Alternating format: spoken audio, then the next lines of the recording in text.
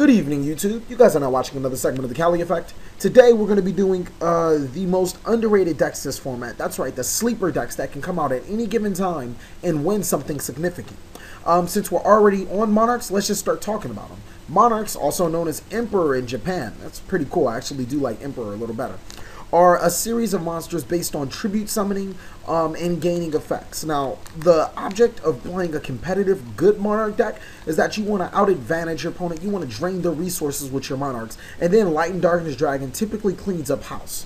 A lot of players tend to play the deck wrong, as they want to use cards like Pet in the Dark Clown and Mystic Tomatoes to replenish your monster resources. But no, that's not exactly how you use Monarchs. Monarchs are based... or the theory of Monarchs are based on out-advantaging your opponent, so even your little monsters have to serve some purpose. For example, Frog Monarch can go into Exceed plays, which are typically devastating for the opponent. Even a Gachi Gachi Kentetsu puts your Monarchs at 2,800 each for a 1 tribute monster. There's also Daigusto Phoenix and Herald of Creation, or whatever that card is called, that recycles your Monarchs to your hand. In the other Monarch decks, Ghost Trick Monarchs, you typically just stop your opponent and you draw with all your Ghost Trick cards. You search with your Ghost Trick cards, and then you tribute summon them with your Monarchs, typically giving you a huge advantage over your opponent in terms of hand size. This deck is also very versatile, being that the only monsters that are Monarchs are high tribute monsters, so you need a lower support.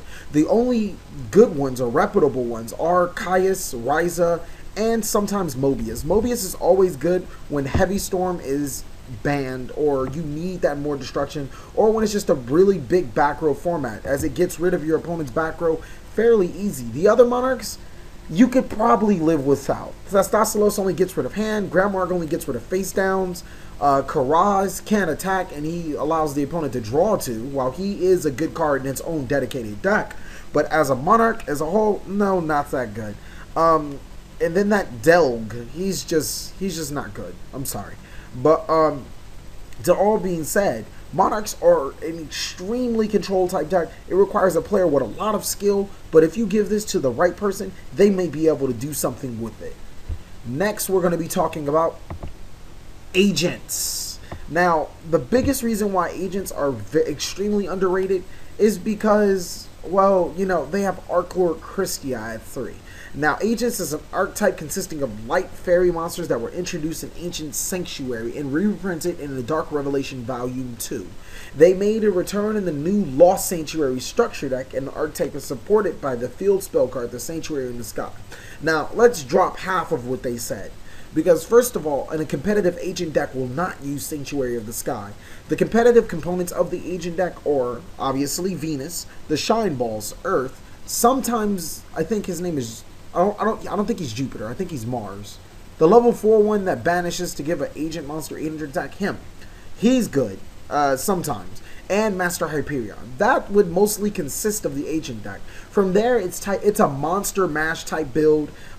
Sometimes abusing Card Trooper, sometimes abusing Herald of Orange Light, Archlord Christia, and whatever other power beaters that you have in your arsenal. The deck is extremely good. Excuse me. The deck is extremely good, and like Monarchs, when piloted by the right person, it's just so overwhelming. Being able to lock your opponent down from special summonings, being able to destroy your opponent's back row and multiples in the masses, access to Blackluster Soldier, Chaos Sorcerers, and a plethora of Synchros and Exceeds. This deck is probably one of the most versatile decks to hit this format. Next, I know, I never thought they would be here either. Koki Miru. Now, Koki Miru is one of the most underrated deck types I've ever seen. I've seen it in a Rock Stun variant, and I've also seen it inside of the Beast Warrior variant. We're going to be talking about both of them today. The Rock Stun variant, I'm not a big fan of, mainly because it's just the jerk type deck. You just summon a monster, you like, yeah, you got something to stop this, and it completely shuts down Prophecy if you summon the one that negates spells.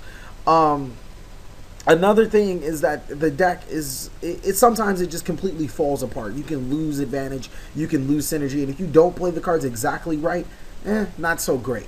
But it does have a lot of other good aspects to it. I think the one card being Block Golem, being able to summon your Kokimirus from graveyard and Egg Seed for that. Just a lot of other good aspects to the game, all of them being Earth. So Fairy King Alverdike is a very good card in case you needed to reduce your opponent's monster's attack. Just the control aspect of negating your opponent's monsters, spells, or traps at any time. It's just amazing at what it does. The next one, the one I'm more intrigued to, is the Beast Warrior variant, abusing Kokimiru Crusader and Kokimiru Urnite.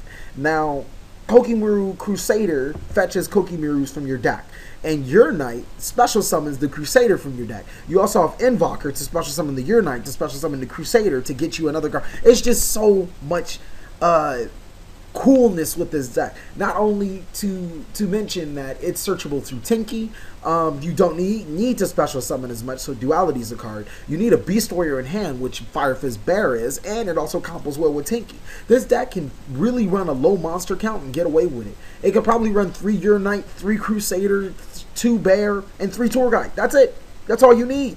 And then the deck is just rest of its spells and traps, allowing it to be a very good anti-meta deck and still have the ability to swarm and go off on your opponent.